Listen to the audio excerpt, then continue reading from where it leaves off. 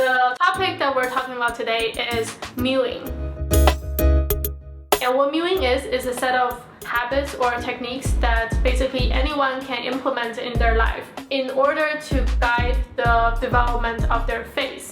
So basically, if you have an overbite or underbite or a recessed chin like I do or a protruding chin, mewing can actually correct these kind of problems non-surgically. But how exactly does mewing do that?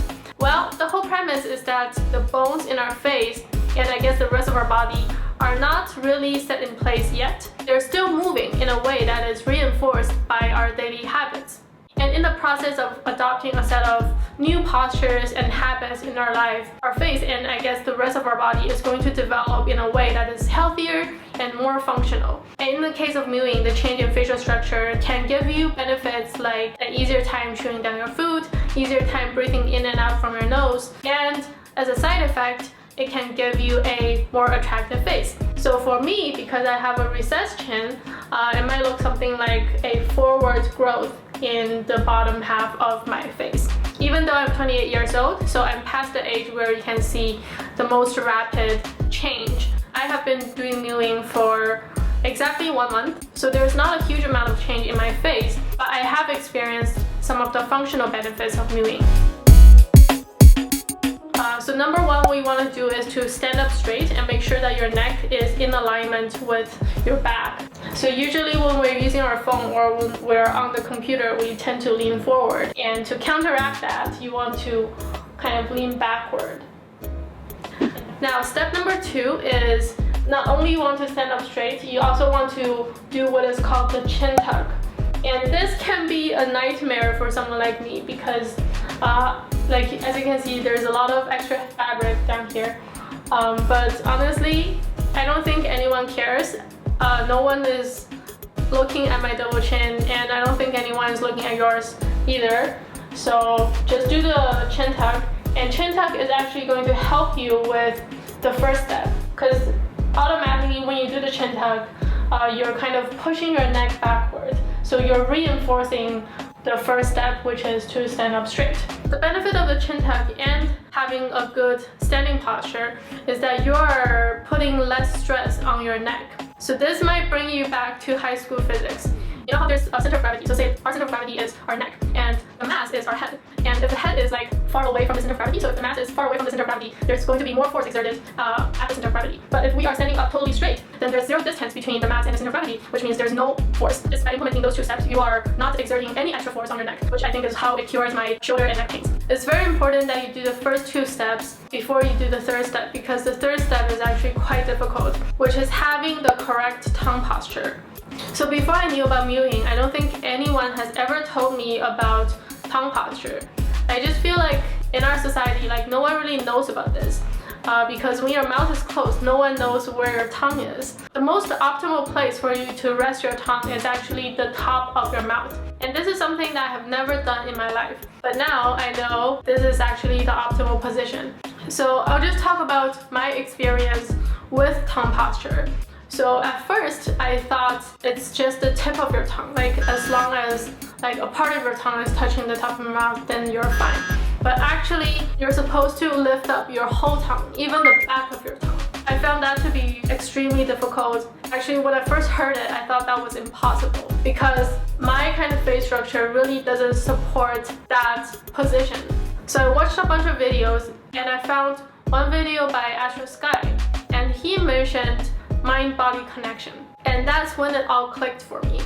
So basically what I did was I was sitting in bed and I kind of closed my eyes and I tried to imagine with like my entire being what it feels like to lift up the entire tongue.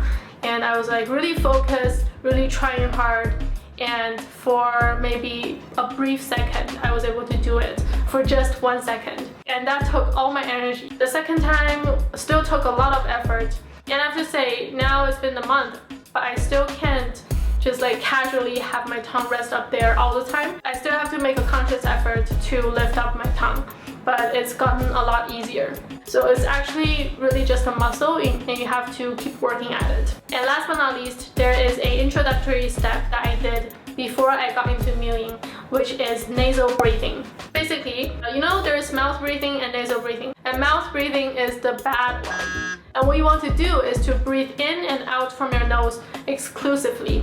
And this step I've been doing for a few months before I got into MEWing, and it has been really helpful as well. So as I mentioned, in the past month, since I have adopted this better standing posture with the chin tug, I found that I no longer suffer from the back and shoulder pain that I used to. So that has been a huge benefit to me.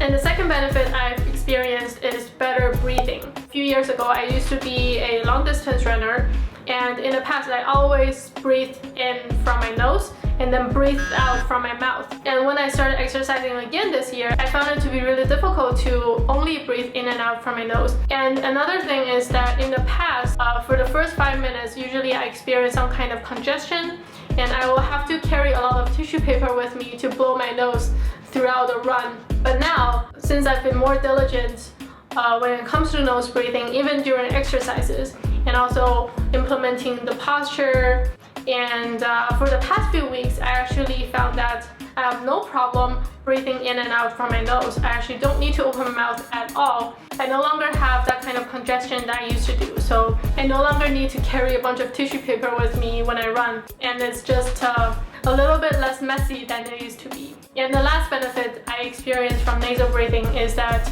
in the morning, I don't have morning breath anymore. And I don't feel as thirsty in the morning as I used to be.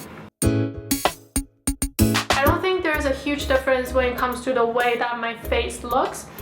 Most of the changes are functional. And I think one thing worth mentioning is that I am 28, so I'm past the age where you can see rapid growth, but I think it's okay. Like, I have a lot of patience, and I'm not in a rush. Another variable in my situation is that I have had Invisalign 4 years ago.